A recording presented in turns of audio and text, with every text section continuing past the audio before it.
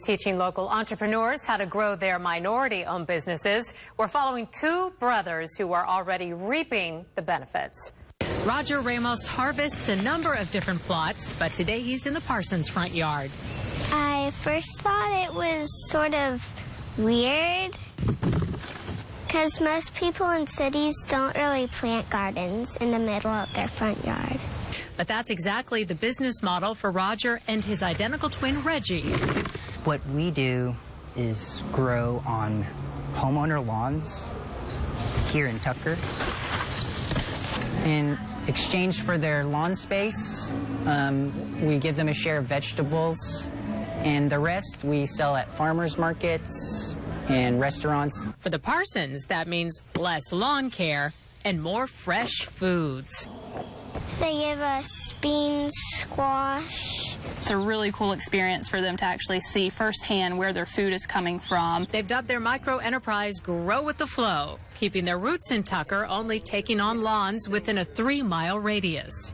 Enjoy. Logistically speaking, that's optimal for us. These are early varieties. This is where we live. This is where it's a great little community. While their vegetables are taking off, the Georgia Tech Industrial Engineering grads needed a little help growing their business. So they turned to Start Me, a business accelerator program powered by Emory's Goizetta Business School. It's really about developing neighborhoods that have promising entrepreneurs but need a little bit of a stronger ecosystem around them to help them be successful. The program's director, Brian Goebel, says they focus mainly on minority-owned businesses with fewer than 5 employees in marginalized communities like Clarkston and Eastlake.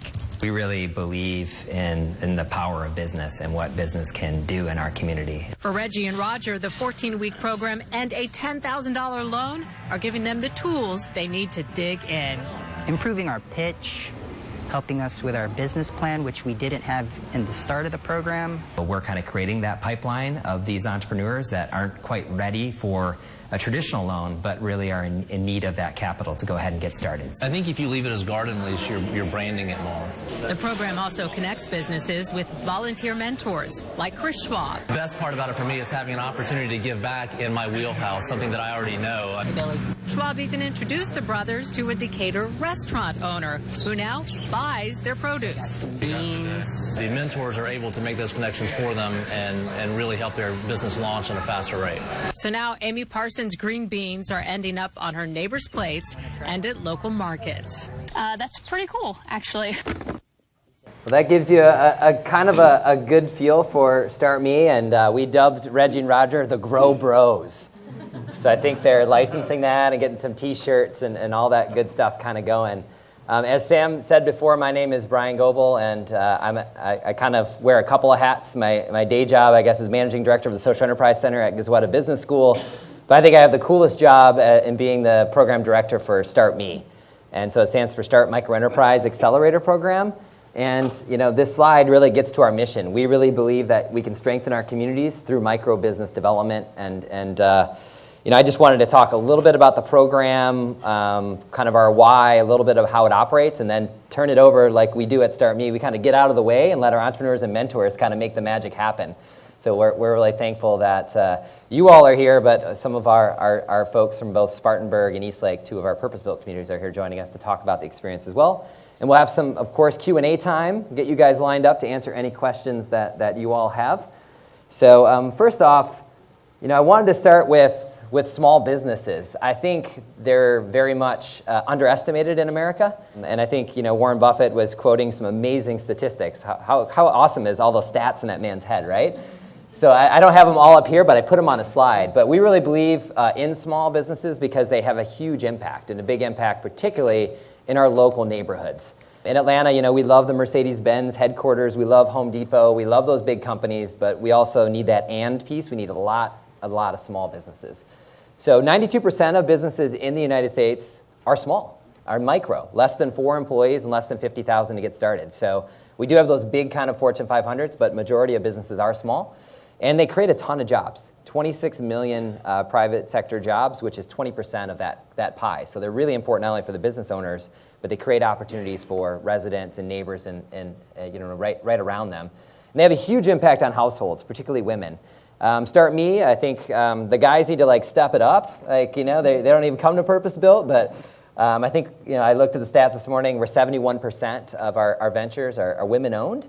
And, you know, this is a kind of an important stat for us as well, is when a female-headed household is headed by an entrepreneur, when that woman is an entrepreneur, they earn $8,000 to $13,000 more. So yet another important reason to provide some more additional income and support for our neighborhoods. So bottom line, big impact on communities, and that's what Start Me is all about. Here are some of our entrepreneurs. You saw the Grow Bros. They're getting a lot of press. Greg Christie was a children's book illustrator that was kind of undiscovered in Atlanta, and he actually made the New York Times best-selling list this year for a book he illustrated called Freedom in Congo Square. We've had folks start soccer leagues and recreation leagues, taking advantage of the love of soccer in Atlanta and Atlanta United and all the folks playing. That's one of our fantastic bakers. We have 2 bakers in Eastlake, both named Nicole, but that's one of our Nicoles. And some of our students actually invested in her and raised some money and did a loan. And there's Channel 7 News, good news for a change, you know, kind of there as well, in Spartanburg, and some of our fantastic new entrepreneurs in that community. So these are the kind of businesses that we're working with. We kind of talk about makers, bakers, you know, photo takers and fix-it repair folks are kind of our specialty. So all for-profit and agnostic when it comes to industry. So we're working in places where, you know, small businesses are really critical and where there, in our opinion, isn't as many as there should. As Sam mentioned, a lot of our research points to the fact that it was almost similar to the Kaiser Permanente map. If you looked at Atlanta or different parts of Spartanburg, you know, in some of the higher income residential neighborhoods, you would see, you know, very walkable, vibrant, and lots of micro businesses per capita. Just down the street, a mile or two, in a place like Eastlake or in Clarkson, where we have a lot of new Americans, there's, you know, on average, we would have to have 150 more businesses or so to kind of fill that gap to catch them up. So, you know, in Atlanta, Cincinnati, and Spartanburg, we're now operating. So we presented back in 2015. We only had Atlanta on here, but all you folks kind of from the Spartanburg network that attended came to us and said, can we start doing this? And we said, I don't know, sure. So we formed a network, and we're starting to get that going. So we're going to spend our time today really talking more about Atlanta and Spartanburg. So we've now in 3 communities in Atlanta. In Clarkston, where we got started, which is one of the most diverse towns in America. I think it's called the most diverse square mile in America. So we have a lot of work with immigrant and refugee businesses, including some Syrian refugees this past year. Been working in Eastlake for about 3 years, and we're happy to go to the south side of Atlanta for the first time in January, working with some new partners there. So that's where we're at, and you know, we really feel that the entrepreneurs are in these communities. They're promising folks. We get a ton of applications, take you through this experience, get out of the way, and we watch good things happen. So what is an accelerator? A lot of people have been asking that. You know, what's an accelerator? What's an incubator? You know, whether you're a micro business or, you know, you're the next kind of unicorn Facebook in Silicon Valley, they're all the kind of same things that entrepreneurs need, right? Everyone thinks it's very, very different, but it's the same. So entrepreneurs really need an ecosystem of support. They need business training. And so our Start Me program takes you through the basics, and you all can kind of talk about it, you know, business plans and financials and marketing and understanding customers and getting comfortable standing up and pitching and all those kind of things. The other thing that accelerators and incubators do in Silicon Valley and what we do right in the neighborhood is networks matter. It's not just what you know, it's who you know, right? So it's peer networks of entrepreneurs, which we bring together. We have a cohort model. We meet for 14 weeks, and we get together every week. And not only with mentors, but our 15 entrepreneurs in the cohort are connecting and establishing really important relationships, providing feedback, and then we have about 25 mentors assigned to really give back. So a big challenge and a big myth about entrepreneurship is if you toil in isolation really hard in your garage, you'll just make it big. It's not true. You need a lot of people around you. Entrepreneurship's a team sport, so we connect with mentors. And the last thing is you need money to start businesses. And most businesses, regardless of who starts them and how much money they might have in their own pocket, are funded by friends, families, and some people say fools, right? Those are the people that usually start and help you start your business. Not all folks necessarily have, you know, enough fools with enough money around them to help them get started, so we've created a loan capital pool and then also some seed grants to help people get started as part of the 14 weeks. So it's a free, intensive 14-week program. We actually take applications every year. We get about 80 in each community. We have a community kind of selection process with stakeholders from the community. We pick our top 15, which you're seeing some today.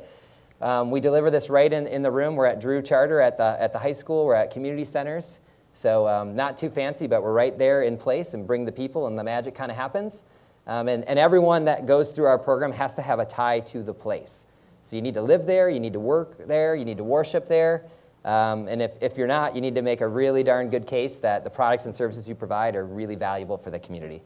So that's what we do. And the other thing I think that makes it unique, and this I think is what we've learned a lot from Purpose Build over the years, is that entrepreneurship or any of this community work, it is a team sport, truly. So we really feel it's a kind of a three-legged stool to be successful. One, you need a business school. We really feel that's really valuable, and we notice a lot of business schools, frankly, don't know how to engage in their community and would love to help. So if you have a business school in your community, go talk to the dean or some professors there. They have a lot of energy and interest. They just don't know how to get started in communities just because of their kind of traditional partnerships. So in Atlanta, that's Emory, that's us. In Spartanburg, we work with USC Upstate in their business school. That's just down the street from the north side. And then the quarterback, and you guys all know that role so well, and I've kind of borrowed that terminology from the Purpose Built Network. But just saying, hey, we're Emory or we're University of South Carolina Upstate, we're here to help, people would just run, right? We would get maybe 5 applications. So we need a really trusted partner on the ground to spread the word, get us connected to all of the residents in the community, and be really that year-round kind of energy and face of the program, because we know recruiting entrepreneurs and supporting them is year-round activity. And the last one is a CDFI partner. A Community Development Finance Institute is really important. One, they help us manage our loan capital pool, which is all character-based.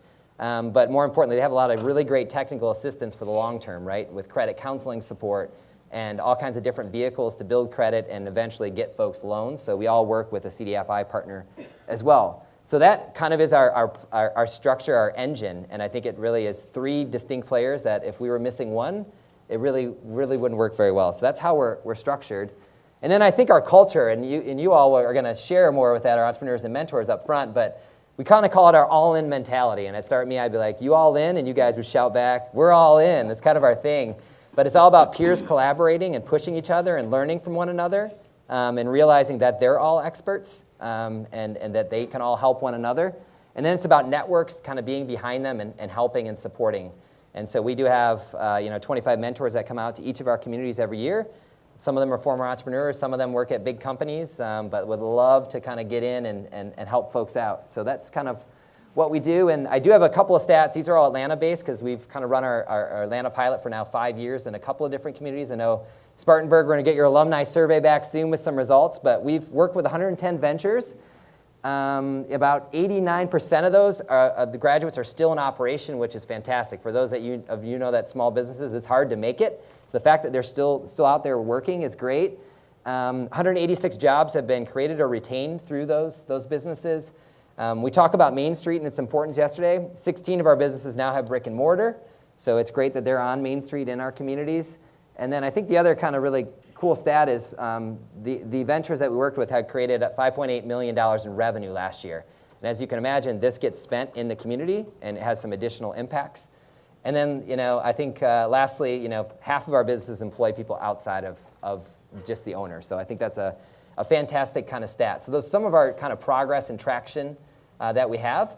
But now I want to turn it over. We brought our best here to kind of talk about our Start Me experience.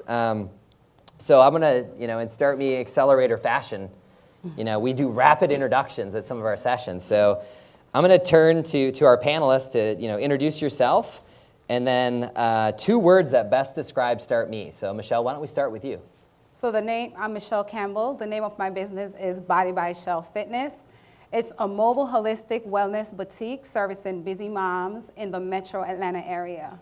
The goal of the company is to transform the mind, body, and lives of my clients by providing one-on-one personal training that would be inside the client's home or at their gyms, online training, wellness coaching, group fitness training, meal plans, workout plans, and more.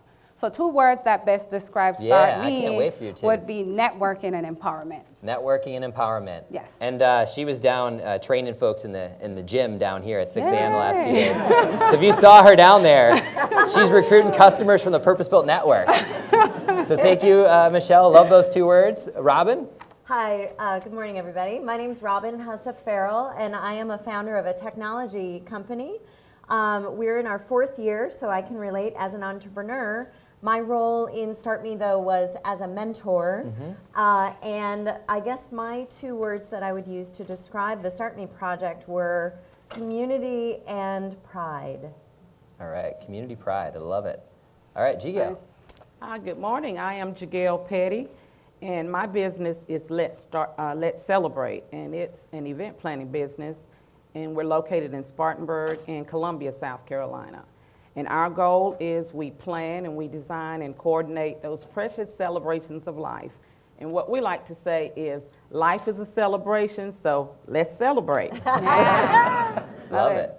And my 2 words are life-changing. Life-changing. Life-changing. All right. I would go the front row. We might want to engage them, but we'll let them think about their 2 words and get back to us. So, Michelle, I want to turn to you first. You told us a little bit about Body by Chelle, and I'd love for you just to share a little bit about how your business has evolved over the last 12 months. I know you went through Start Me last January and got started. And then tell us a little bit about what particular aspects of the program do you think were most valuable to you on your entrepreneurial journey? So I've been in the fitness industry for a little over 10 years, and I was just passionate about fitness, helping family members and friends reach their wellness goals. And it wasn't until 4 years ago that I decided to get certified as a personal trainer when I was able to help my mom, who was diagnosed with high cholesterol and suffered from the medication, the side effects from the medication. And I created a wellness plan for her, and 6 months later, she was cholesterol-free to the point where she no longer needed the medication. I saw the impact that had on my mom's well-being and created Body by Chelle Fitness. Through this business, I aspire to transform countless lives. And so I live at the Villages of Eastlake, work at the Villages of Eastlake. I'm a Drew parent, and I had this business I wanted to start and didn't know where to start. I was then approached by the Eastlake Foundation staff to apply for the program. And I'm like, what is that? I saw the sign everywhere, Start Me, mentors wanted, start your business. Yeah, our friends at the Eastlake Foundation are big marketers. I love it. Yes. It's in the book bags, like your kids are bringing it home, yeah. Yeah, I saw it everywhere, and I remember I was at the copier at my job, and Jennifer said to me, hey, why don't you, sign up for Start Me? I'm like, what is that? She told me, and I went ahead and got into the introductory session, filled out the application. It was interesting with the application because it actually made me think through my business, which I never did before. So even just filling out that application was very empowering for me. And so I went through the program, got selected, went through the program, and successfully completed the program in this year, spring 2017. I remember walking into our first session. We got homework, our very first session, with 3 goals. We were told to write down 3 goals that we would like to accomplish from the program. And I remember one of those goals being marketing skills. So I was sitting around this table, we have entrepreneurs, mentors, and I was like, yeah, I want to get, marketing skills. And my mentor looked at me and said, well, who are you marketing to? Uh-oh. And that's when the light bulb went off. I had no idea. I just wanted to train everybody, right? You're like countless individuals across the globe. Everybody. Yes. I want to train everybody. You were building that empire, right? Yes. Yeah. So I was like, target market. He's like, yes. And he defined it. I'm like, and then it clicked. Busy moms. Because I'm a busy mom. I have 3 children, all under the age of 5. And I knew how, 5-year-old. I have a 5-year-old, 3-year-old, and a 2-year-old. And I know how challenging that can be to maintain a healthy lifestyle. And I said, why not target that market? And so I did. And I went into that program with 0 clients. And by the end of the program, I had 7 clients training. So it was an amazing, amazing mentorship program. Fantastic. So, awesome. So it sounds like some of the goal setting helped you to clarify direction, and then just working with your mentor, defining your customers. And I know you graduated the program with a business plan as well, which kind of helped you. Yes, help you plan your pathway. Exactly, a roadmap for my business. I went in, that was one of my goals too, to walk out with a business plan. And they're like, oh yeah, we got that. So with the help of my mentor, I was able to write a business plan that had financials, projected financials for the next 3 years. So that was pretty amazing. I walked away, I was able to build a website as well. Great. So Start Me basically gave me a structure for my business and a vision for the future. Fantastic. Well, thank you for sharing that. And we remember you from the pitch night. I think you took it home, like the championship that week 3 with us. So, speaking of mentorship, I know you had mentioned your mentor helping ask those, doesn't give you answers, but asking those really good questions to help you kind of focus. But Robyn, you were a mentor, and no pressure. You're representing over 100 plus, volunteer mentors across 3 cities here. Great. But tell us more about the role mentors play within StartMe, and how this experience is a little bit different than SCORE or SBA, which are great support networks in local communities, but how this kind of mentorship role operates. It might be a little different than people think about traditional entrepreneurship and kind of mentoring.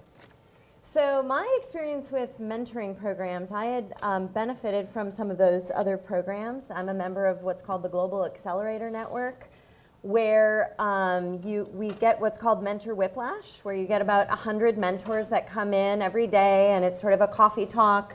And then those mentors who are fabulous often leave the city or the region that you're in. And you're still at the benefit of the network and the resources they provide, but that was my direct experience as an entrepreneur. And so my initial interest in getting involved in StartMe as a mentor was to give back and sort of, pay it forward. And there was something really, really special about what happened. And I've been trying it throughout this conference to kind of put my finger on it. We were talking about it last night after the fantastic keynote of Dr. Phillips. I think there is something that happens when a group of people who are representing very diverse backgrounds and experiences are forced to come together for a greater purpose. All of us, and it's a magical thing. We were there for 14 weeks, and it's like there is this connection that happens on all ends. Very different from the other mentoring projects and programs that I'd benefited from or been a member of. And I just think that because also StartMe is place focused, so the project itself was actually in the community in the north side in Spartanburg. So I think that assisted us because we're in the actual facilities and buildings that are in and around our purpose-built community. So there was just a legacy of connection and camaraderie that came out of StartMe that's different, I think, than the others. Fantastic, and I appreciate your commitment. For us, we kind of turn away a lot of mentors because out of the 14 weeks, typically we require 10 sessions, and so part of it is rolling up your sleeves. We're working together actively every session, and the important piece is we're building these connections that last long after the 14 weeks. So I know, Robyn, you've built those and are staying in touch with folks. So thanks for sharing your experience. Yeah. So I visited last year up in Spartanburg, and GiGail, you got an amazing cohort of great entrepreneurs in your first session. I know Tammy was pleased. You guys are getting your next group kind of together, doing recruiting right now. But tell us a little bit about your business, where you were when you started last January, and where you're at now. And similar to Michelle, what are some of the things that were most valuable to you as part of this 14-week experience? Okay, my journey in the event planning goes back 25 years. It started, I had a lot of friends who were getting married, so it came my turn to host a bridal shower. Lucky you. Oh yeah, lucky me. And my sister and I took on the project, and it really was a success. So at that time, like I said, I was much younger, so there were a lot of us getting married. So we started coordinating a lot of bridal showers, and then came the baby showers, and then came some church events and family reunions, and we put our heads together and said, hey, why not get paid for this? This is hard work. So we decided to start this business. And my sister, she went and got her certification in event planning, and at that time we decided to form Let's Celebrate. And we were trucking along, still not making a lot of money, I must say, because we were giving away a lot of our services. We were providing a lot of the services to family and friends. And that's when I came upon a marquee in the north side of Spartanburg, and it said, Entrepreneur Information Session.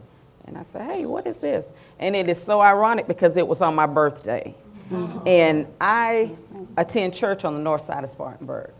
And I called, and it was very ironic because they were on their third day, and they said, oh, come on in. And I listened to the information that was being displayed that day, and then they said, well, okay, let's sign up and write the name of your business. And okay. And I was really kind of nervous. Wasn't You're like, sure what am I getting into? Yeah, I didn't know what was going on. And then during the process, it was an interview process similar to Shark Tank. Yeah. Well, we like to call it a dolphin tank. We're a little more friendly, but still intense, okay. right? And I was shaking like a leaf, but I was selected to participate. And like I said before, it's been life-changing. And going through the 14 weeks, I was able to, like Michelle said, define my target. And mine as well is not just busy young moms, but busy women. And we love to entertain, but we don't always have the time. So what we do, we try to take the stress out of your celebration so you can actually be a part of it. And so that's what we did. And we were able to come up with a business plan as well.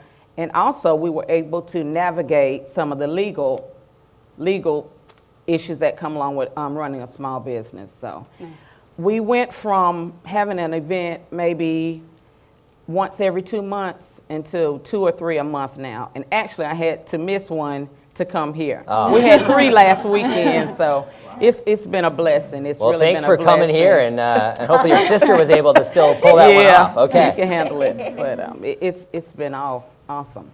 Fantastic. And so some of the sessions, we bring in additional folks, and that's great that you're pointing out. I was at Legal Night in Spartanburg. So those networks, are not just our mentors, but we're bringing in legal professionals.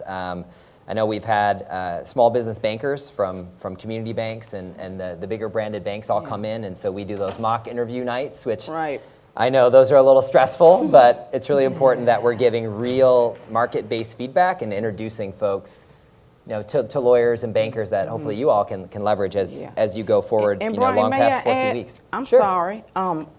I have to give a shout out to my mentors because they were godsend. So I have 2 mentors. One of the young men, he runs an incubator in Spartanburg, and my other mentor, I love her to death. She runs a small business association. So I was able to network with so many businesses in Spartanburg. And I'm a little, not your typical intern's age, but I was able to intern at one of the largest event planning businesses in Spartanburg. And I owe it all to my mentor. So that's fantastic. Those are the networks kind of supporting that we aim to hit those targets. So I'm glad your mentors are working with you. Right. And that's perfect segue to, this is a 14-week experience, but we know entrepreneurship is a journey that lasts long beyond that. We're giving you some of the basics and tools and networks and some funding. We wish we had more. But I just want to turn to all of you to tell us a little bit about, post-graduation, how has the Start Me Connections continuing? How is it still helpful to you even though you've graduated and are not there every Tuesday or Wednesday night with us? So Michelle, tell us a little bit about how you engage kind of with the program, your peers and other people that have been through the program in Eastlake and other mentors. So tell us a little bit about your post experience thus far. So after the 14 weeks, which we didn't want to end, but it had to, we decided to start us. Start us. I like it. So it's my classmates and I will meet up at a location. And we'll continue to support each other and help each other meet, see how we can succeed. I'm still in connection with my mentor. We get on a conference call every month. So that kind of holds me accountable. I say, I have to have something to tell this guy. He's gonna call. He's like intense and so energized. Yes, You're like, I got to tell Steven something. What was my goal? What did I do? Because he'll get on the phone, how's it going? And I'm like, I got 3 more clients. He's like, awesome. What are your goal plan? What's your game plan? So I'm always on it. He keeps me grounded. I was like, he's calling. Fantastic. Okay, I got to have something to tell him. Let's go. And it's amazing. It's amazing. And so even though the program has ended, my business has just begun. And so we have the quarterly meetings through Emory Business School, where we go and learn how to build our website, learn social media marketing. We had a leadership, an energy leadership group that was taught by Valerie, yes. And so we're connected to a group of networks to help us grow. Fantastic. So outside of the program, it's just still going, so it's awesome. And I love how you guys started Start Us. Yes. I didn't even know about this. So that's how you can tell like ecosystems are building. When we go to a coffee shop in Eastlake and we see our entrepreneurs and we didn't kind of plan any of that, like that's when you know connections are truly being made and that entrepreneur ecosystem's coming together. So happy that that's happening. Yes. Yeah, and keep us away. We don't want to ruin your Start Us. That sounds fun. Keep Brian and Jacob and Sam out of there for now, huh?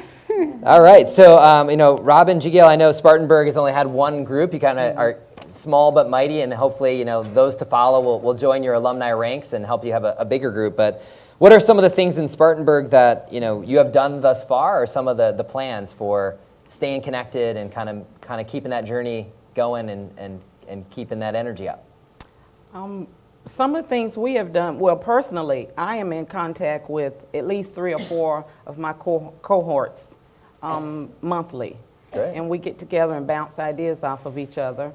And me having an event planning business, in our class we had photographers, we had DJs, we had people with their own cleaning services. So we're able to coordinate services and help each other if they need services that we can provide.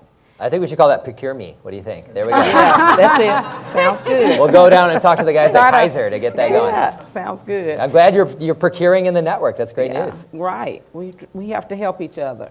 And also, we just had our first social. That was in September. And some of the suggestions were to get together a monthly newsletter and also to meet maybe quarterly at the George Dean Johnson School of Business and have them provide necessary topics to continue to grow us professionally. Fantastic. That's good to hear you're staying connected. Robyn, anything from the mentor front and how you guys are staying engaged and kind of getting ready for next year? Yeah. So there's a couple different layers there. My husband and I both were mentors, and so we've just kept trying to continue that legacy of connection and networking. So on one example, we had the Kauffman Foundation's Million Cups came to our area, and the woman who launched that reached out and said, hey, do you have any ideas for who could be the first presenter? So one of the companies in the first round of Start Me was the launch presenter. That's awesome. So connecting more speaking opportunities, engagements.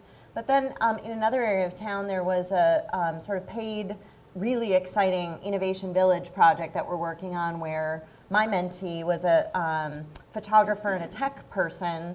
We were able to connect her to a different line of sort of work and training and other things. So kind of just keeping it going throughout the summer, and then we're right now in the onboarding process. So we actually build some of the videos that are helping to engage more community members to be mentors and so forth. So we're in it. Fantastic. Glad the energy is strong. Yeah. It's recruiting season. Our applications open October 1. I know our team from FCS and Purpose-Built Schools of Atlanta, we just get in that new community, so flyers are everywhere in Eastlake, and we get word out, so we're excited to get things going as well. So the last question, Start Me is bigger than the businesses. We believe the businesses make our communities vibrant and stronger and better places to live. So tell us a little bit about, how the program, in your opinion, has helped your neighborhood, helped, your fellow, neighbors and residents, customers that live near you, or other kind of stakeholders. So you guys want to chime in on any kind of those broader impacts that you feel Start Me has helped to create some traction on? So me working at the Villages of Eastlake, I have the opportunity to talk about the program to our residents and encourage them to apply. Great. I've also participated in vendoring opportunities in Kirkwood. I was at Kirkwood Spring Fling. I was at the Back to School Jam at the Eastlake, through the Eastlake Foundation. And so I take those opportunities to educate our residents on healthy lifestyle living and give out pamphlets and and stuff like that. My headshot was actually done by great connection connection. My headshot was actually done by one of the cohorts from That's right. Yeah. That's cool. And so she did your headshot, and you're my training makeup. her, right? And I'm also training her, so it's a great, network. Love each other. Yeah. Fantastic. Well, it's great to see all those connections and engagement across that kind of network that Eastlake Foundation brings to the table through all their different partners. Our Spartanburg team, what kind of impacts have you seen thus far? I know you're just getting into year 2 here. Yeah, I would kind of describe the impact as there were so many opportunities for backdoor learning. So we were talking about this yesterday together, but the idea that as a mentor, you're really watching somebody kind of jumpstart belief in themselves and belief in their vision, and helping them sort of put whatever the pro forma and projections that need to happen in order, those baby steps but it's all about something larger, and really that's where I kind of bring it back to that community pride, because you're watching people blossom, and that's on both sides. So the thought is, as a mentor, I'm going to help learn and share knowledge, and of course mentors are the ones learning everything the whole step of the way, right? So that shared knowledge on both sides, culturally, on an interpersonal, economic and emotional level, was really profound.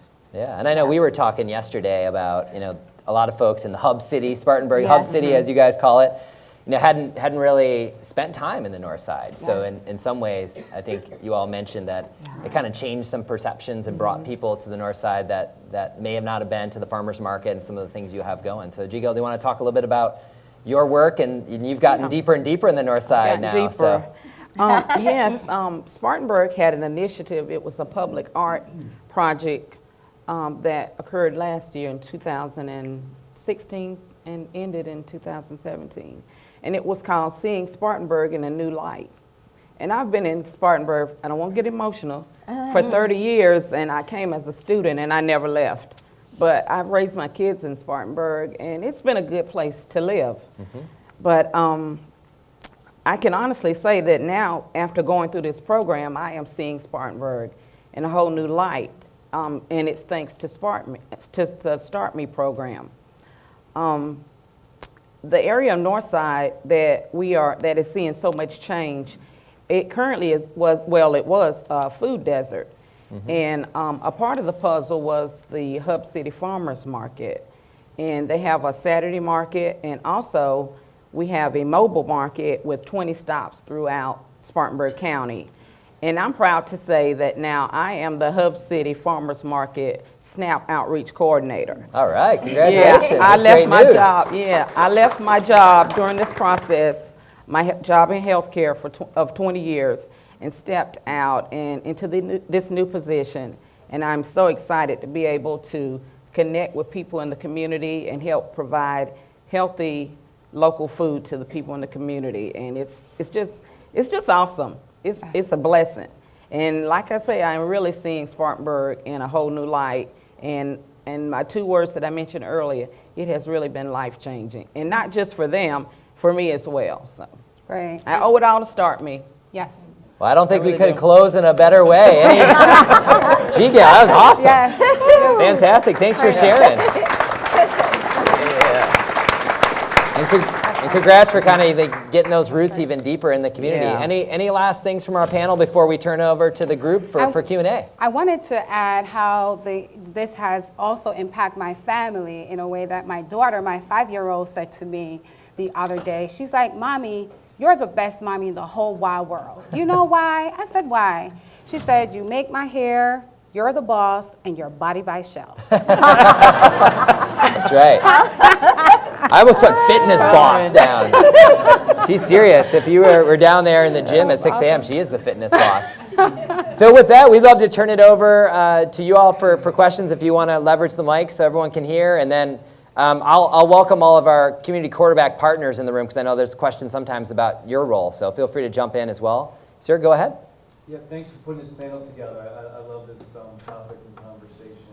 I'm from Kansas City, which means it's the home of the Kauffman Foundation. That's right. So it's full of incubators and entrepreneurial programs and tools.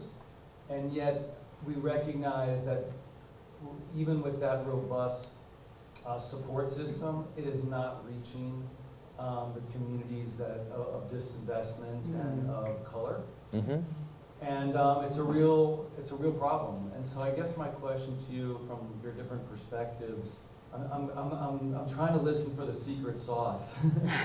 And so maybe it's a two-parter really, which is, what do you think is the greatest barrier? That even when you have the tools right there in your city available, the community that we're really talking about, that we're trying to serve, isn't accessing that. And then to that secret sauce, I mean, identify the barrier if you would, or share your perspective, and then part of your program, what do you think you've really done to overcome that challenge? Sure. I mean, I can start quickly and then have you all jump in. I think one of the key differentiators, and part of this was through our work in Clarkston and in Eastlake, and kind of those folks that are asset-based, community change agents, is I think a lot of folks think, well, we have a top 25 business school. It's amazing. Come to the Goethe Business School. No one would come, right? I feel like there's a lot of resources in Atlanta, but a lot of people go, that's not for me. I'm not an app developer. So I think part of the issue is the word entrepreneur. A lot of people that run real businesses that are, pizza parlors and photography shops and all those kind of things, they kind of feel like that's not for them. So part of it, I think for us, was running it in the community and bringing it to the charter school, bringing it to the community center. And then I think the partnership, I would say, in my opinion. So Emory is there to deliver some of the curriculum, bring some of our resources and alums and students, but our quarterbacks are the ones that get the word out, and they're the ones that, frankly, you saw all those logos. It kind of looks like a big party with a lot of friends kind of putting their logos up there, but that really helps us, because a lot of people, they see that Emory logo, they're like, I don't really know the Emory thing, but I know that Eastlake logo, and that means it's a good thing. Or I see that FCS, Focused Community Strategy logo, I'm going to apply to this. So I think part of it is running it where folks are and being very grassroots on how we market the program. And then, so I think that's where it's reachable and tangible to people. And then, getting it out of like business speak. And so we do a lot of information sessions and little workshops where we get it into like, let's get out of words like leverage and, let's not say pro forma, although Robyn, everybody knows pro forma by the end. So we kind of take that intimidation factor out and make it real, and call out to those folks and say, this is for you. Like someone went to Michelle at the Village and said, Jennifer, you should apply for this program. And that's what you kind of need, that door-to-door kind of support. Yeah. So I think that's a little bit of our secret sauce. And then what we do is we get these amazing people in the room and watch the connections build. So I'll let you guys, is there anything in terms of how it's reaching you all? Because I know there's a lot of like SBA and SCORE and great things where, build it, but no one comes. So I would just defer to our community quarterback and the Voyager program that they've built. And Tammy can speak a little bit more to this in our community, but there's a group of peer leaders that are tasked with going and actually asking and engaging and learning on a really authentic level what community members want and need and where they want it and need it. And that sounds really simple, but that's it's a real key to engagement. Great. And one thing is, I'll say we have a coordinator role. And so it's outside of Emory, it sits within each of our quarterback. So we do have a year-round part-time person that is a Start Me face. And they're at all the events and parent-teacher conferences and festivals. So a big part of it is just having like a year-round representation and somebody that is a neighbor and a resident from the neighborhood that kind of represents Start Me. So I think our secret sauce, I guess, has lots of ingredients, I would have to say. But we're happy to talk a little bit more. I think every community is the same, but totally different. But those are some of the things we've learned. Good morning. My name is Deborah London, and I am from Athens, Georgia. And I want to start by saying, Michelle, when you mentioned the marketing, those arms. There you go. Well done. Thank you.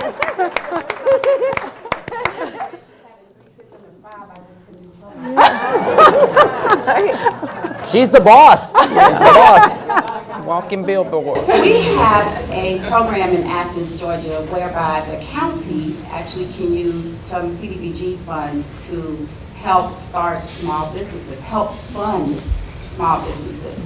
We are now experiencing, after going through a lot of hurdles to get this money, a little bit of hesitancy from applicants about being transparent or coming and turning over their financials or giving us information. So help me please in maybe giving me some tools to take back to our community to encourage them so that we can give them or loan them some money. What helped you say, okay, I can trust this process, I can turn over my information and trust this particular program with my dreams?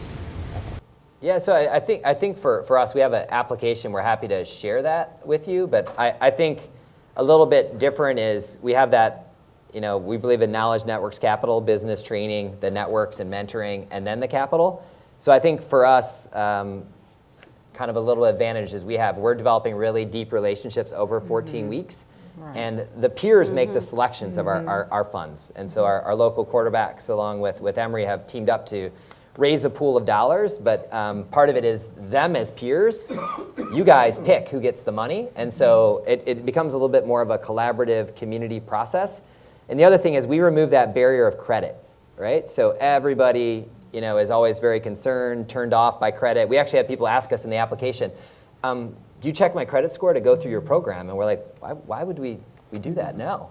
So really kind of just making sure people are clear that this is a character-based kind of process, because as you can imagine, there's been a lot of folks that have been turned down numerous times, and that just kind of gets them in a negative pathway of saying, well, I'm not going to go for that. That's not for me. So I think part of it is for us is creating this 14-week experience where you're learning, you're connecting, and then you're getting connected to people, and even the small business lenders that come in. They're developing relationships and kind of, now there's not the intimidation to go into a branch to talk to a banker.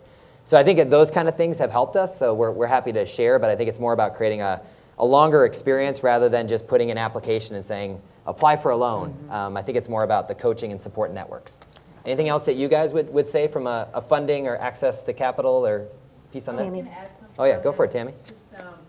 One of the things so we had one of our businesses just decided not to take the loan. One of the things we really encouraged folks was to not feel pressure to take a loan if they're not ready for it.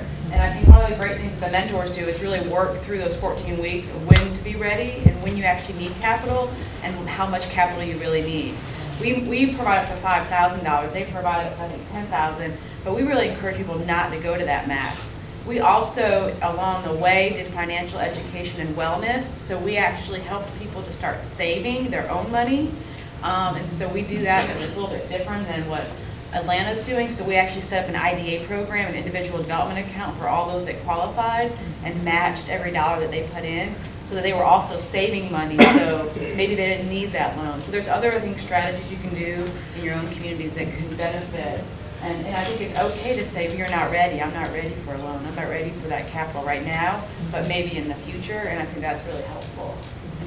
Yeah, thank you for sharing that. We're here on this. Sure. Can you talk just a little bit about the evolution that we've experienced in Eastlake around the loan pool and where we want to go with that? Because I think that's a piece of it. That's one of the distinct challenges of the capital piece that I think would be good for people to walk away with a greater understanding of at least what we've learned. Sure. In the short time that we've been doing this.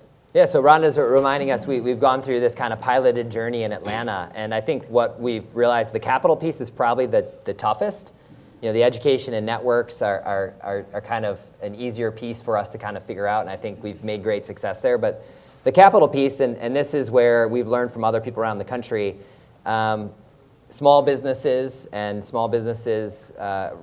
by folks that might not have a lot of extra money in their savings accounts, you will see more challenges in paying back loans. So we've had default rates that are higher than what we had planned, but kind of on average, we do talk to a lot of other folks that are running similar programs where people are talking about a 30% default rate is kind of par for the course. You need to have that kind of courage and philanthropic kind of interest because you need to put money into the community. So one of the things we're working with the Eastlake Foundation and our other partners in Atlanta we're making a switch to is we're going to put the 14 weeks to be actually a seed investment grant. because we feel like most people actually, as well, we almost scared people straight a little bit too much about a loan, because we were like, it's such a serious thing, and be thoughtful about it, that a lot of people that came into our program, say 15 out of 15 to start, wanted a loan. By the end, we had maybe 6 that were interested on average. So we're doing the seed investment grants because a lot of people, like Rhonda noticed, is I'm a baker, I need $1,000 to kind of get a new oven. And if I could do that, I could prove myself. So we're shifting in Atlanta, and Sam and Rhonda and others to going to investment seed grants of $10,000 for each of our communities that will split up amongst the peers. The peers will still be involved. And then we're going to shift our alumni pool to a longer term, our pool of dollars to alums, so we can kind of see them and how they're doing a lot longer and seeing how, who's ready for it. So that's the shift we're making. So I appreciate the courage of our community partners to not run away from the fact that we've had some challenges with our capital pool, but making shifts, and I'm really excited about where that's headed. Did I cover all of it, Rhonda? Yep, I just. Excellent. So that's a really important lesson learned. So I think it's going to be a mix of seed grants and traditional kind of low interest loans. So we're going to try both of those in Atlanta, and we'll see what the network does as well. We'll all learn from Cincinnati and Spartanburg as well. Hi, my name's Alexis from here in Omaha. Have you done any sort of reverse pitching where you have identified a need or service that was lacking in the neighborhood and used the process to find the business owner to identify that? We have not, but we at Emory, we convene folks that are doing micro-business support efforts. And so there's a few communities across the United States. I'd be happy to chat with you about it. But there's an organization in Minneapolis called Hood Starter, like Neighborhood Starter. And they actually have a really cool social enterprise platform that rallies the neighborhoods to pick what businesses they would want, and then creates kind of an online incentive pool for a local restaurant or shop to come in. So there's some cool models about it. We haven't done it. We've thought about it, but not yet. But that's another way you can kind of think about it. Any other questions? We're actually looking at that now. I don't know if my housing authority director's in here. Our housing authority is going to be transitioning a lot of their portfolios, so there'll be a lot of need for folks to move temporarily. So one of our ideas is to identify one of our businesses to be a moving company, have a community-based moving company that could support residents and resident services. So we're identifying things like that in the community that may be a great business opportunity for the right group of people. So those types of ideas are popping up as part of this process. Yeah, and I know the crew, when we went on our first night and we saw those containers that were small business incubators, like we all walked down there and we're taking pictures. We're like, imagine if we could run accelerators, and then like part of the investment strategy would be space in an incubator. So we kind of have some big dreams around that. We'll see where we're headed next. But I think the place and the space could be a cool component that we work through. I think we have time maybe for one last question, if anyone has one. Jennifer? Hi. Please introduce yourself, Jennifer McCrary. From the Eastlake Foundation. From Eastlake, and one of the things I wanted to share for the gentleman who asked about the outreach and how to get people connected. One of the things that we have learned over time is that you can't wait until the application period to start identifying your entrepreneurs. One of the things that I have found as a part of the outreach and engagement for the program is that a lot of people don't think this is for them, and so it's a matter of you getting out in the community, having these experiences and meeting people. And just like Michelle, she's being nice about me accosting her at the copy machine. But we have lots of people that make baskets, that make jewelry, that make earrings, that do hair, that do nails, and they're doing it in their home. And there's a fear around cash operations, going into full-on legitimate businesses, and helping people understand the benefit of having a bigger operation, going bigger. And just like we learned in the diversity training, it's hard. I'm a business owner. My coworker, Tawana Oram, who's also a part of the Resident and Community Support Program, is a business owner. So we really push entrepreneurship as an opportunity for our families. And the same thing with Michelle. It takes effort. Michelle is one who is diligent. She comes to our office every morning to check in. We get online, we make flyers, we do social media promos, and every person in the villages of Eastlake specifically, because those are the families that I work with, I'm always talking to Selena, come take these pictures, or her husband, who is also a part of the program, come on, let's get this bus together, because they need encouragement. A lot of people are working another job. That's right. And in order to make the leap, I know one of some of the business owners I talked to would say, I would love to leave my job and be able to focus on this full time, but there's a fear there. And it's also about how you market. A lot of families don't have the literacy level to understand what the promotional materials say, what they really mean, and so breaking it down into a small conversation with some of the folks in the community about the benefits of the program. You know, put the flyer aside. We've gone to symbols at every meeting. I got something new. I need some signs, I need some videos, I need sign language, so that our families understand you are enough. You are able to take the risk and you can be successful. And once those people impart that information into you, you can't just let them go. You've got to follow up with them. So if you're working all year and you've identified a flower maker, a florist, a baker, jot their information down and check in with them frequently so that when the application period is open, they're encouraged, they're excited, because an application period also comes with an assumption that there may be rejection. And a lot of people don't like rejection. So fortunately in Eastlake, we have other partners that kind of pick up in those spaces and help us with entrepreneurship. But in terms of outreach, it's not just the application period. It has to be a year-long journey to find out who's interested, to plant that seed and to nurture it until it grows into what can be a successful business. And she also won't tell, Rhonda is one of her most successful clients. Woo! All right, Rhonda. All right. She's my trainer. She trains many of us at the foundation. And so when we have these business owners, you want to support those businesses, take advantage of their operations, and support them. And then other people will see it and start to connect to it as well. All right. Well, thank you, Jennifer, for all the tips.